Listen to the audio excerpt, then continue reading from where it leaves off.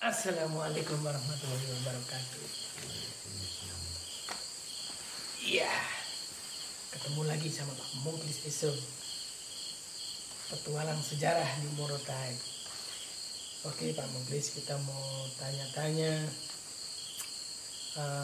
Ada 5 pertanyaan yang mungkin Pak Muklis bisa jawab. Saya yakin pasti bisa karena Pak Muklis adalah pelaku sejarah di Morotai dan yang peduli sejarah di kota Morotai atau di Pulau Morotai ini. Oke, pertanyaan yang pertama, awal mula Pak Muklis Esum mengumpulkan benda-benda sejarah Perang Dunia Kedua, kira-kira awal mulanya itu bagaimana? Kok sampai Pak Muklis bisa mengumpulkan benda-benda sejarah ini? Entah itu dari keturunan atau memang darahnya memang darah orang-orang sejarah atau bagaimana? Iya betul, karena saat itu kan saya masih kecil, pakai bahasa kasar saja. Di saat saya masih kecil itu umur 10 tahun, saya selalu berbaring atau selalu tidur di pangkuan kaki saya. Karena kaki saya salah satu 745 veteran, yaitu Esotadu atau Tadieso, itu dia nama. Jadi selalu cerita tentang sejarah di Pulau Morotai. Nah, pada saat itulah saya tertarik, yang namanya anak-anak kan untuk penasaran ya. Penasaran minta bukti-bukti sejarah itu dia seperti apa, seperti senjata, seperti botol-botol Coca-Cola, dan yang lainnya. Nah itu dia selalu cerita, dan masuknya Amerika, masih di Jepang. Hanya di saat saya itu memulainya, sehingga mengumpulkan itu dari umur 10 tahun ya. Itu bukan cuma saya, tapi sekeliling Pulau Morotai itu sudah tahu. Karena namanya pembeli besi saat itu, ya yang setahu saya itu Ibu Herlina. Nah itu yang dia selalu nampak. Nah disitulah mulai saya, di saat saya SMP saya juga masih pakai ransel. Saya sudah ada ransel. Ransel itu setiap saya pergi sekolah, saya lewat lapangan, bukan tidak dilarang. Lewat lapangan itu saya pakai baju seragam. Nanti sampai sekolah baru saya pakai seragam. Karena di saat perjalanan itu saya mencari itu sisa peralatan Perang Dunia II. Berarti waktu itu masih ada tentara sekutu atau tidak? Itu namanya peninggalan kan berserakan di atas tanah. Dan setiap saya pergi sekolah saya cari, itu saya simpan di rumput-rumput. Nanti saya pulang sekolah, saya jalan kaki ya dulu dari Tutulokuman di kecamatan. Saya balik, saya ambil lagi dan saya bawa ke rumah. Nah, saya bawa ke rumah itu pesan dari kakek atau tete bilang, ingat sebagai anak cucu BD45, jangan jadi di sini bilang jangan jadi munafik.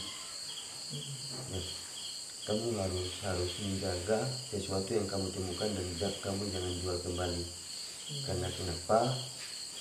Di depan nanti Amerika datang, atau Amerika sekutunya datang maupun Jepang, mereka akan mencari anak cucu 745. Nah, akan mereka mereka akan hukum. Ya, tetapi padahal itu cuma satu alasan agar saya hanya menakutkan ke saya, agar semua peralatan atau sisa peralatan Perang Dunia II itu saya jangan jual kembali. Nah, setelah hari demi hari, tahun demi tahun, saya masuk sekolah. Setelah saya tamat sekolah, nah disitulah saya mulai saya dipanggil oleh salah satu guru. Ya, guru itu kepala sekolah itu Ibu Ida, karena saya sebelum panjang di saat 2003 saya selalu keluar masuk hutan. Saya masih ingat tahun itu. Pas 2005 saya dipercayakan sebagai penjaga sekolah. Nah itu saya mengikuti segala macam hal kegiatan. Nah itu saya selalu diundang oleh Pak Yamin Endur, kepala sekolah Alia itu, sama guru-guru yang lainnya seperti Pak Yanto Gani, Pak Jalan Nyong, sama Pak Mauludin itu ya, Pak Mauludin sama ya saya tidak sebut satu demi satu lagi, sama yang lainnya termasuk Pak Edward juga. Nah setelah itu setiap karnaval saya keliling Kota Daruba, saat itu kan masih kecamatan. Saya keliling karnaval dan saat itu RCTI yang dokumentasi itu. Ya. Nah di situ langsung mulai bergerak karena saya selalu mengingat kakek saya bahwa sebagai anak cucu pejuang itu buktikan. Ya, jangan jadi munafik, itu menurut kakek saya. Nah itu dari pesan dari kakek saya selalu mengingat. Hanya di saat itu saya membuat museum gubuk. Sebelum membuat museum gubuk itu di rumah saya sendiri saya jadikan sebagai museum swadaya Perang Dunia Kedua. Nah di situ saya mulai. Berarti yang rumah yang di sebelah sana? Ya sebelah sana itu. Dan saya itu ditemani oleh beberapa guru yang tadi saya sebut itu. Yang salah satunya Pak Yamin M. Nur, dia kepala sekolah aja, sekarang kepala sekolah MTS. Dia selalu ikut saya. Ikut dengan almarhum dulu dia di kantor Sanagama, Pak Yanto, almarhum Pak Yanto. Nah itu. Nah disitulah mulai berkembang karena saya berpikir begini Pak Haji. Banyak orang yang selalu bercerita tentang sejarah di Pulau Morotai. Bagi saya itu cuma wacana hangat di masyarakat. Tetapi sulit sekali mereka buktikan. Apalagi ya contoh sekarang ini seperti anak-anak saya, anak saudara saya. Mereka itu selalu berteriak di atas telunjuk tangan, tetapi mereka tidak pernah membuktikan. Nah itu yang saya tidak mau. Agar supaya ke depan generasi-generasi penerus itu bisa bercerita tentang apa itu Morotai dan ada apa di Morotai. Itu yang sangat penting.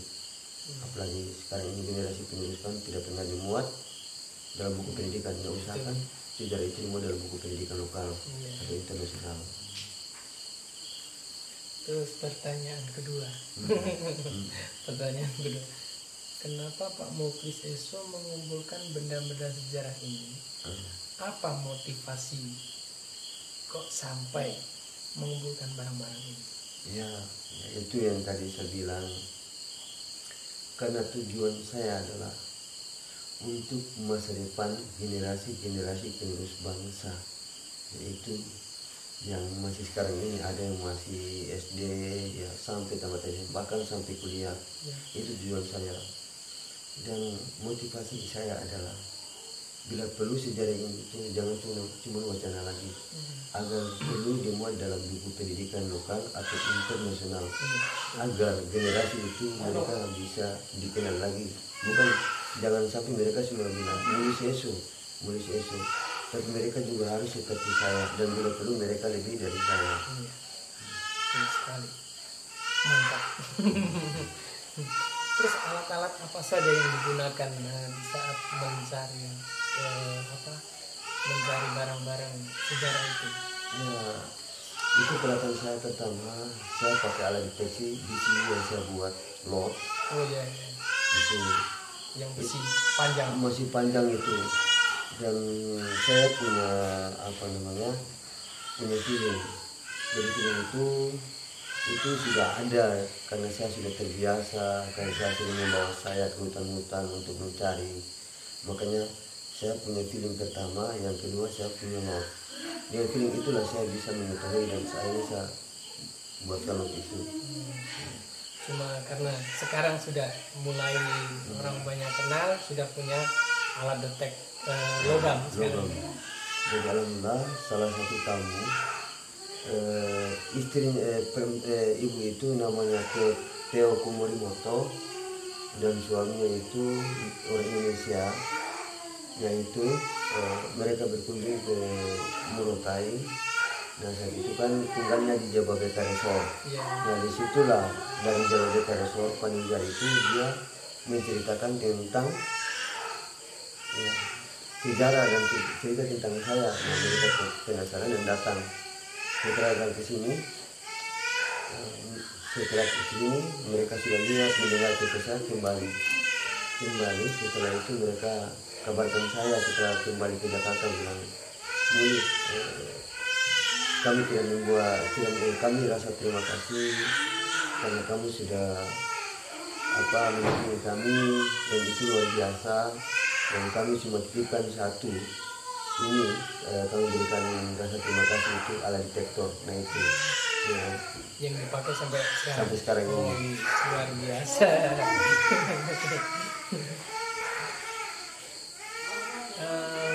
Pertanyaan keempat, apakah Pak Muklis Eso ini keturunan dari pejuang Perang Dunia Kedua? Iya, itu kakek saya itu pejuang 45 veteran, yaitu Tadi Eso. Dia salah satu orang yang sangat luar biasa kalau buat saya, pribadi saya sangat luar biasa. Karena kenapa? Dia bisa boleh katakan pahlawan tanpa tanda jasa, karena kakek saya berjuang untuk ya seperti sekarang ini kita bisa menikmati negeri kita sendiri. Mantap sekali. Benda-benda apa saja yang telah didapat itu selama pencarian atau dapat informasi dari warga, kira-kira waktu itu sebelum dapat ini alat detektor, karena feeling itu tadi ya, berarti benda apa saja yang sudah pernah didapat kira-kira? Ya, kalau itu benda yang saya selalu yang saya dapat itu mulai dari peralatan perang, yaitu dan ada juga sebagai edikar mereka saat itu kan mereka belum ada KTP seperti kita sekarang ini. Itu doktek atau pengen, itu edikar mereka, itu doktek, uang koin, ya cincin, ya salah satunya cincin yang terkenal saya kembalikan ke Texas A&M Amerika Serikat. Ya Egir ini. Dan ada juga dari botol Coca-Cola, botol lemonade, tempat makan, tempat minum, yaitu Peples kan, senjata 12,7 atau SMP 12,7, selongsongnya, pelurunya, nah itu yang saya temukan banyak kali. Nanti kayak barang-barang nanti kedepannya ini kan bukan cuma di sini di rumah ini, berarti nanti akan lagi di rumah ini sebelah. Iya. Ya, saya akan jadikan, usahakan mudah-mudahan ya, mudah-mudahan saya selalu sehat semua. Saya akan buktikan, saya akan bikin 7 museum walaupun cuma gubuk. Karena kenapa ada 7 negara? Nah, 7 negara dia akan nyambung 7 runway atau 7 putih strip. Ya, maka disitulah dia bisa cerita kenapa ada 7 museum. Nah itu dengan 7 museum itu walaupun dengan gubuk itu masing-masing koleksi. Masing-masing negara. Berarti 7 museum itu berarti 7 negara yang pernah masuk ke sini. Masuk di Morotai. Ya, salah satunya Amerika. Ya. Berarti nanti pembikinannya akan di lokasi ini atau di lokasi beda lagi? Di sini saja saya bikin, dan alhamdulillah saya punya ide satu. Saya saya culik dari sedikit sepenggal kata yang ditinggalkan oleh Douglas MacArthur atau strategis Douglas MacArthur, yaitu strategi loncat katak. Ya, berawal dari Morotai. Ya, dari Filipina ke Morotai, dari Filipina sampai loncat katak sampai ke Morotai. Nah, Morotai dia kembali untuk ke Filipina setingkat Hiroshima Nagasaki. Nah, akhirnya sekarang saya buat museum, yaitu adik saya atau sepupu saya, itu Topan Haya. Sekarang sudah saya jadikan strategi loncat katak dari berawal dari Morotai. Akhirnya sekarang alhamdulillah di Halmahera juga sudah ada museum, dan itu saya berikan ke adik saya dan dia mencari. Saya cuma memberikan pelaporan. Oh, berarti yang di Halmahera juga ada di sana? Juga ada, dan itu khususnya Jepang. Dan saya bikin itu strategi loncat katak, dan dari Indonesia saya bikin gerilya agar pemerintah pemerintah pusat, daerah maupun provinsi selalu mengejar saya tapi saya akan bikin lagi. Contoh ya, mereka batasi saya tapi tidak mungkin mereka batasi saya. Karena saya punya yang baik untuk generasi. Ketika mereka membatasi saya atau mereka mengambil saya akan bikin lagi, dan bikin lagi. Maka mereka akan lelah dan akan mereka berikan selalu berikan kesempatan biarlah saya berkarya. Karena banyak orang bilang begini, Mulus Eso terkenal, tetapi buat saya sangat berterima kasih orang tua saya, bapak saya, terutama dari ibu saya melahirkan saya. Walaupun saya hidup dengan sederhana, tubuh yang sakit-sakitan, tapi saya selalu membahagiakan orang tua saya. Saya membagikan itu bukan dengan sesuatu yang saya tidak mampu, saya paksa tidak, tapi dengan hanya inilah saya bisa membahagiakan orang tua saya. Itu nama baik. Ya, nama baik orang tua dan keluarga maupun Indonesia ya. Iya. Nah, karena banyak orang bilang Mulus Eso terkenal, tetapi buat saya di belakang Mulus Eso itu ada Morotai. Di belakang Morotai ada Maluku Utara, Maluku dan Maluku Utara. Di belakang Maluku dan Maluku Utara itu ada pusat atau Jakarta. Di belakang Jakarta itu ada Indonesia. Di belakang Indonesia ada generasi-generasi penerus bangsa. Betul sekali. Nah, kalau untuk apa namanya yang dapat barang-barang ini, itu memang di khususnya di kawasan lingkungan rumah di sini atau seluruh Morotai? Yang sekarang ini dia masih khusus yang saya fokus cuma di daerah sini saja, Totodoku, Jubela, Mandiri. Dan terutama yang paling saya jaga itu kenapa saya bangunkan museum di sini, kan di sini salah satu areal. Nah, maka dengan areal saya bangun di sini, dari sini dia bisa bercerita, kenapa kamu bangun di sini? Nah, karena bla bla bla seperti ini ya begitu. Dan ada juga dari teman-teman yang memberikan luar dari desa atau Totodoku juga Mandiri, mereka selalu bilang, Mulus, ini ada ini. Ya, kalau saya lihat masih itu ya, mereka juga punya sukarela terhadap saya juga rela menerima, tetapi saya juga tidak melupakan untuk mereka punya harga gula atau harga rokok.